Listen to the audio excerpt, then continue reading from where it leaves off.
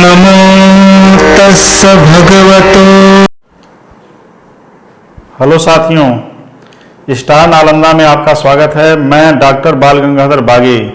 साथियों, आज मैं एक ऐसे ब्राह्मण की कहानी बताऊंगा। भगवान तथागत बुद्ध जब उनके यहाँ भिक्षाटन करने के लिए गए तो उस ब्राह्मण ने उनको बेइज्जत करके वहाँ से भगा दिया। साथियों, आज हम बात करने जा रहे हैं कसी भारद्वाज सुत्त की। कसी भारद्वाज सुत्त सुत्त निपात के उरग वर्ग का चौथा सुत्त है। उरग वर्ग सुत्त निपात का बहुत प्रमुख वर्ग है। सुत्त निपात में कुल 5 वर्ग हैं और उरग वर्ग सुत्त निपात का पहला वर्ग है, जिसका चौथा सुत्त है कसी भारद्वाज सुत्त। कसी भारद्वाज एक ऐसे व्यक्ति का नाम है जिसका ताल्लुक बिहार के दक्षिणागिरी में एक गांव था जिसका नाम था नाला। नाला ब्राह्मणों का गांव था। कसी भारद्वाज वहीं का रहने वाला था। भगवान तथागत बुद्ध भिक्षाटन करने के लिए जब एक बार नाला गांव में गए तो कसी भारद्वाज जमींदार ब्राह्मण था। उसके पास कुछ 500 बैल थे। 500 बैलों के माध्यम से वो खेती करता था। तो तथागत बुद्ध कहे कि हे कसी भारद्वाज, मैं तुम्हारे यहाँ भिक्षाटन करने के लिए आया हूँ और मुझे भिक्षा चाहिए। उस समय कसी भारद्वाज खीर का भोजन कर रहा था। उसके 7 किलो खीर का भोजन कर रहे थे। तब कसी भारद्वाज ने कहा कि हे तथागत, मैं किसान हूँ और मैं खेती करके खाता हूँ और तुम भीख मांग करके खा रहे हो। तुम भी खेती करो, तुम भी खाओ। साथियों, ऐसे बहुत सारे उदाहरण आप मिलेंगे तमाम गाँव में, घरों में, जहाँ आज भी जो बौद्ध भिक्षु हैं या नाथ संप्रदाय के लोग हैं या अदर कम्युनिटीज़ के लोग हैं जो भिक्षाटन करने के जाते हैं, तो कुछ लोग ऐसा बर्ताव करते हैं। तो भगवान बुद्ध के सामने भी ये चीज़ें आई, उनके साथ भी ये बर्ताव किया गया, उनकी भी बेइज्जती की गई। लेकिन साथियों, तथागत बुद्ध की ये खूबसूरती थी कि किसी की बेइज्जती करने के बाद भी वह उसको अपना शिष्य बना लेते थे, क्योंकि वो किसी से नफरत नहीं करते थे। उनका उद्देश्य इतना होता था कि संसार में जो भी व्यक्ति किन्हीं भी कारणों से मार्ग से भटका हुआ है, जाने अनजाने में किसी की बेइज्जती कर रहा है या खुद ही अपने कर्मों से, कुकर्मों से अपनी ज़िंदगी नरक बना लिया है, उसको सही मार्ग दिखाना ज़रूरी है। तो इसलिए उनकी कोई बेइज्जती करता था तो बेइज्जती मानते ही नहीं थे। तो इस क्रम में अगर हम देखें साथियों, तो कसी भारद्वाज सुत्त बहुत प्रमुख सुत्त है। तो जब भगवान बुद्ध उसके यहाँ भिक्षाटन करने के लिए जाते हैं तो कहते हैं कि हे कसी भारद्वाज, मुझे भिक्षा चाहिए। तो कसी भारद्वाज कहता है कि मैं खेती करके खाता हूँ, तुम भी खेती करके खाओ। तब तथागत बुद्ध कहते हैं, हे कसी भारद्वाज, तुम अनाज की खेती करते हो और मैं जिस चीज़ की खेती करता हूँ वो तुम्हारी खेती से बहुत अलग है। क्योंकि जब कोई किसान खेती करता है तो वो लिमिटेड एरिया में करता है, कुछ सीमित खेतों में करता है। लेकिन जब एक विद्वान, एक दार्शनिक खेती करता है तो उसकी कोई बाउंड्री नहीं होती है, वो पूरी प्राणी जगत के लिए तथागत बुद्ध का ज्ञान समर्पित है। तो इसलिए भगवान बुद्ध की खेती जो है पूरे प्राणी जगत के लिए है, जो अनलिमिटेड है, अनकंडीशनल है। तो उस डिबेट में तथागत बुद्ध कहते हैं कि हे काशी भारद्वाज, तुम सुनो, मैं भी किसान हूँ और मैं किस खेती करता हूँ। उनके दर्शन को आप साथियों ध्यान से सुनिए और पूरा डिबेट देखिए, पूरा वीडियो देखिए आप, तभी इस पूरे डिबेट को आप समझ पाएंगे। क्योंकि भगवान बुद्ध को समझने के लिए आपको थोड़ा सा समय जरूर देना पड़ेगा। क्योंकि अगर धर्म प्रचार करना आप चाहते हैं, आप बुद्धिस्ट हैं या तथागत बुद्ध को मानते हैं, तो आप थोड़ा सा समय निकाल कर इस वीडियो को ज़रूर सुनें।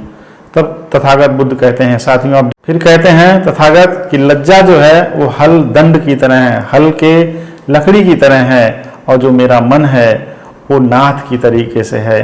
कहते हैं अगर मन बस में है तो कर्म बस में है। क्योंकि कोई भी घटना मन में पहले घटित होती है, उसके बाद वो चीज़ें प्रैक्टिकल में घटित होते हैं। और इसी आधार पे विद्वानों ने भगवान बुद्ध की इसी साइकोलॉजी के आधार पे लॉ एंड ऑर्डर का डिबेट किया है। अगर आप इंडियन पीनल कोड पढ़ेंगे तो सेक्शन 34 जब पढ़ेंगे तो उसमें पढ़ाया जाता है गिल्टी इंटेंशन, जिसको हम लैटिन में कहते हैं मीन्स रिया। मीन्स रिया का मतलब गिल्टी इंटेंशन होता है कि कोई घटना हमारे दिमाग में पहले घट चुकी होती है, तब हम उस चीज़ को अमली जामा पहनाते हैं, प्रैक्टिकल रूप में करते हैं। जैसे अगर आपका आम खाने का मन है तो सबसे पहले आप मन ही मन आम खा लेते हैं, फिर उसको खरीदने के बाद खाते हैं। जैसे किसी को आप गाली देते हैं या किसी को मारते पीटते हैं तो सबसे पहले आप मन ही मन गाली देते हैं, मन ही मन उसको मार लेते हैं, फिर उसको उस घटना को जाकर के अंजाम देते हैं। तो तथागत बुद्ध कहते हैं कि मेरा जो मन है वो बैल के नाथ की तरह, जिस तरह से बैलों को नाथ लगती है, बैल कंट्रोल हो जाते हैं, ठीक उसी तरीके से मेरा मन एक नाथ की तरह है जो हमें विचलित करने से रोकता है। तो मैं सम्यक संबुद्ध हूँ, हे कसी भारद्वाज ब्राह्मण, तुम मेरी कृषि को समझो, मेरे हल बैल जुआट को समझो, मेरी प्रज्ञा पारमिता को समझो। फिर तथागत बुद्ध आगे कहते हैं कि मैं शरीर से संयत हूँ, मैं वचन से संयत हूँ, मैं कर्म से संयत हूँ। मेरा शरीर कोई भी कुकर्म नहीं करता है, मेरा वचन, मेरी वाणियाँ किसी को बुरा भला नहीं कहती हैं, संयमित हैं, और मेरा कर्म संयमित है। मेरे कर्म का जो रिजल्ट है, फलदायी है, वो किसी को नुकसान नहीं पहुंचाता है। हे कसी भारद्वाज, मेरी खेती इस तरह से होती है। फिर वो आगे कहते हैं, तथागत कहते हैं कि श्रद्धा जो है हमारा बीज है। मैं श्रद्धा को बोता हूँ, समाज में बोता हूँ, अपने दर्शन में बोता हूँ, अपने जीवन में सत्कर्म में बोता हूँ, और इसी बीज से, श्रद्धा की बीज से अनाज पैदा होते हैं।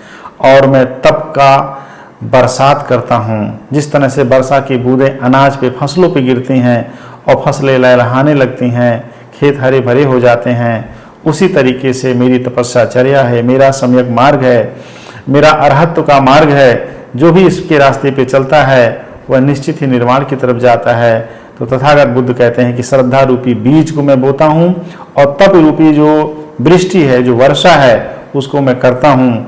और फिर आगे तथागत कहते हैं कि जो प्रज्ञा है वो जुआट की तरह है। जिस तरीके से किसान जो है बैलों को जो हल में जोतता है, तो आगे जुआट होती है जिसमें बैलों के गले को डाला जाता है, तो उसको जुआट कहते हैं। तो तथागत कहते हैं कि हमारा जो जुआट है वो बहुत ही अलग तरीके का जुआट है।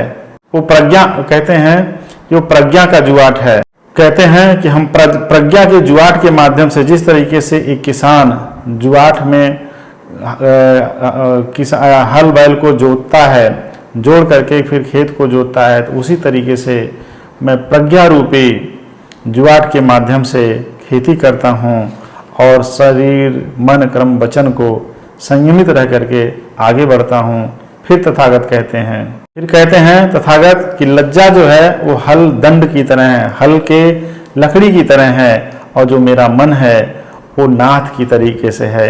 कहते हैं अगर मन बस में है तो कर्म बस में है, क्योंकि कोई भी घटना मन में पहले घटित होती है, उसके बाद वो चीज़ें प्रैक्टिकल में घटित होते हैं। और इसी आधार पे विद्वानों ने, भगवान बुद्ध की इसी साइकोलॉजी के आधार पे लॉ एंड ऑर्डर का डिबेट किया है। अगर आप इंडियन पीनल कोड पढ़ेंगे तो सेक्शन 34 जब पढ़ेंगे तो उसमें पढ़ाया जाता है गिल्टी इंटेंशन, जिसको हम लैटिन में कहते हैं मीन्स रिया का मतलब गिल्टी इंटेंशन होता है कि कोई घटना हमारे दिमाग में पहले घट चुकी होती है, तब हम उस चीज़ को अमली जामा पहनाते हैं, प्रैक्टिकल रूप में करते हैं। जैसे अगर आपका आम खाने का मन है तो सबसे पहले आप मन ही मन आम खा लेते हैं, फिर उसको खरीदने के बाद खाते हैं।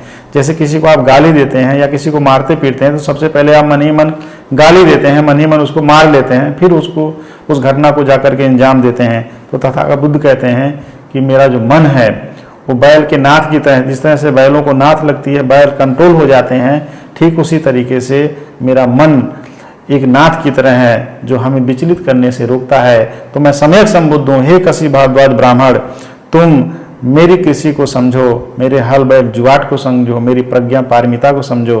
फिर तथागत बुद्ध आगे कहते हैं कि मैं शरीर से संयत हूँ, मैं वचन से संयत हूँ, मैं कर्म से संयत हूँ।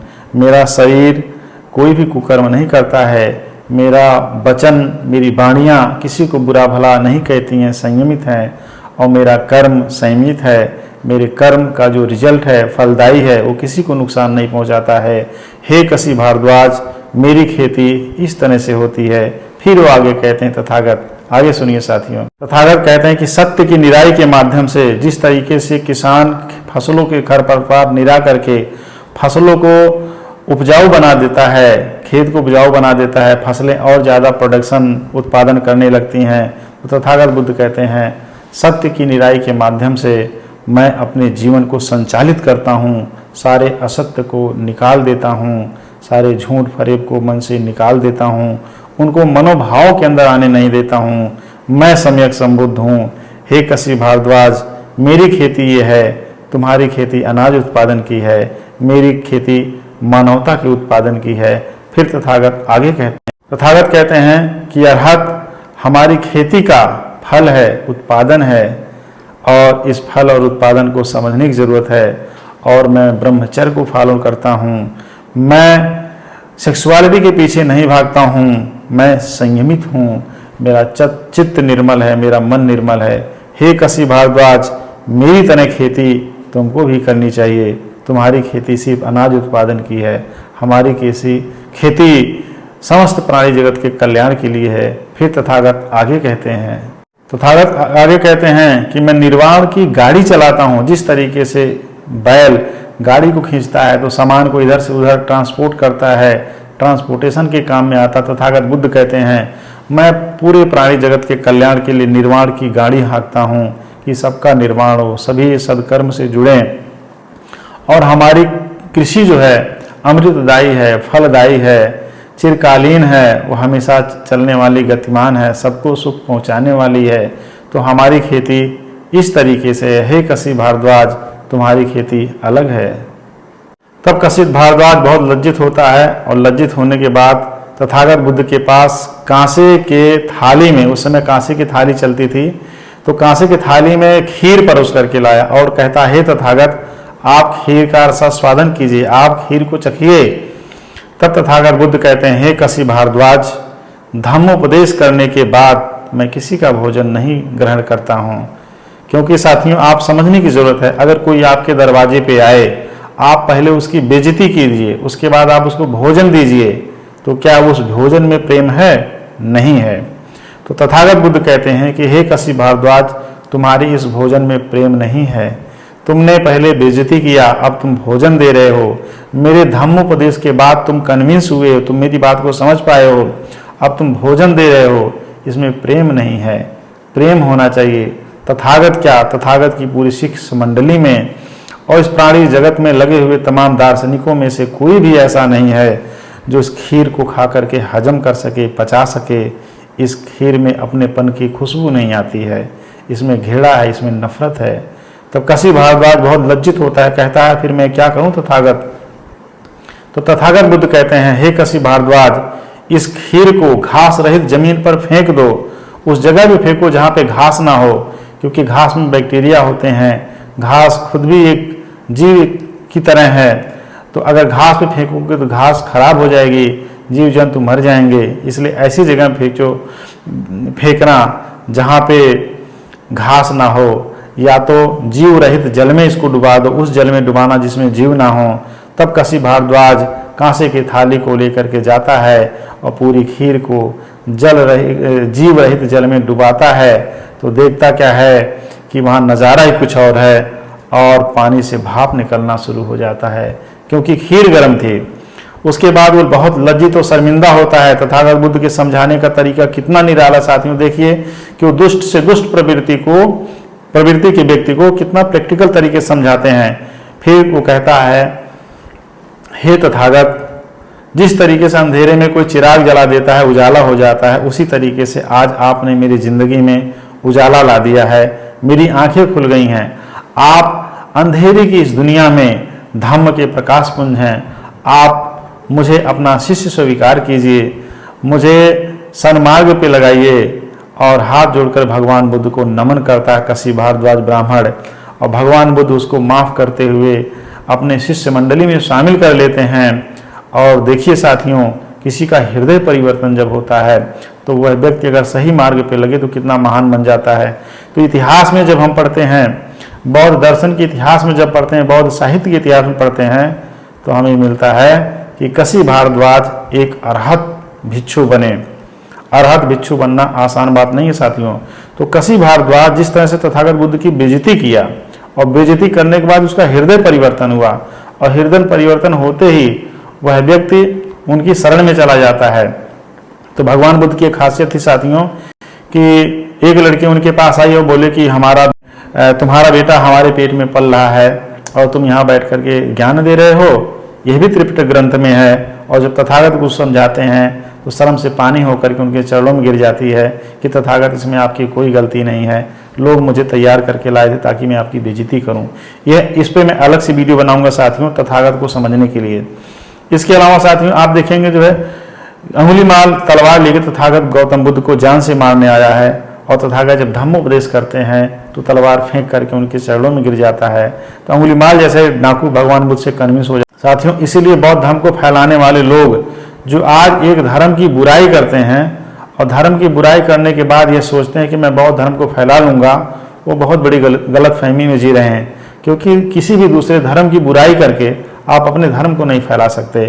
तथागत गौतम बुद्ध बौद्ध धर्म के एक तरीके से क्या नाम है फाउंडर हैं, वो सूत्रधारक हैं बौद्ध धर्म के, उसके संस्थापक हैं, और वो किसी की बिना बुराई किए हुए, उनका भिक्षु संघ बिना किसी की बुराई किए हुए तत्व मीमांसा ज्ञान मीमांसा की बात करते हुए पूरे प्राणी जगत के कल्याण मैत्री करुणा मुदिता की बात करते हुए समाज को कन्विंस कर रहा है, और पूरी दुनिया में बौद्ध धर्म फैल गया। तो वर्तमान में भारत में बौद्ध धर्म के जो भी प्रचारक हैं तथागत बुद्ध से उन्हें बहुत कुछ सीखने की जरूरत है। किसी धर्म की बुराई करके आप अपने धर्म को नहीं फैला सकते। तो तथागत बुद्ध के जीवन से हमें यह भी शिक्षा मिलती है कि हमें डिबेट में जाना चाहिए, ज्ञान मीमांसा में जाना चाहिए। साथियों सुत्त निपात यह त्रिपिटक का एक प्रमुख ग्रंथ है, इसको आप लोग जरूर पढ़िए। प्रथम संगीति में राजगीर के सप्तपर्णी गुफा में इसका संगायन हुआ था। साथियों अगर राजगीर की पहाड़ी जो सप्तपर्णी गुफा है उसकी हम इतिहास में जाएं तो अजातशत्रु ने वहाँ पूरी तरीके से प्रबंध किया था, जहाँ भिक्षु संघ बरसात के मौसम में कई महीनों तक प्रथम संगीति में धम्म का संगायन किए थे, और त्रिपिटक के तमाम ग्रंथों को संग्रहित किया गया था। विनय पिटक भी प्रथम संगीति में संग्रहित किया गया था उपाली की अध्यक्षता में। तो साथियों त्रिपिटक के ज्ञान से लबालब तमाम बातें हम आपके बीच में साप्रमाण लेके आते रहेंगे। आप त्रिपिटक को पढ़िए, सुत्त निपात विनय पिटक को पढ़िए, धम्मपद दिग्ग निकाय को पढ़िए, दीपवंश महावंश को पढ़ते रहिए, और इसी तरीके से स्टार नालंदा को लाइक और सब्सक्राइब करते रहिए। और स्टार नालंदा के माध्यम से आप तमाम डॉक्यूमेंट्री देख रहे होंगे और आगे भी देखेंगे, और हम आपके बीच में आर्कियोलॉजिकल सर्वे ऑफ इंडिया की रिपोर्ट भी लेकर के आते रहेंगे। तो आप वीडियो में बने रहे साथियों जो है, और इस चैनल को लाइक सब्सक्राइब करके सपोर्ट कीजिए, क्योंकि बौद्ध धर्म के जो भी प्रचार करने वाले लोग हैं उनको इस चैनल के माध्यम से बहुत प्रमाणित जानकारी मिलेगी साथियों। तो आप इसी तरीके से हमारे साथ बने रहिए। नमो बुद्धाय।